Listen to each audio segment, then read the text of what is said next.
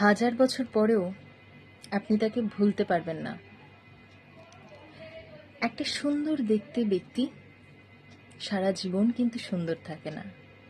সুন্দর চেহারা, সুন্দর হেয়ারস্টাইল থাকবে না চিরকাল। কিন্তু আপনি কি কখনো ব্যক্তিত্বের প্রেমে পড়েছেন?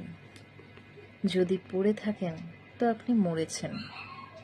কারণ ব্যক্তিত্ব এমনই একটা জিনিস, সেটার যদি প্রেমে আপনি পড়ে যান একবার, তখন যত সুন্দর ব্যক্তি আসুক না কেন আপনার সামনে, আপনার ভালো লাগবে না, মন থেকেই ভালো লাগবে না। কারণ আপনি ব্যক্তিত্বের মায়ায় আষ্টে পৃষ্ঠে বেঁধে গেছেন।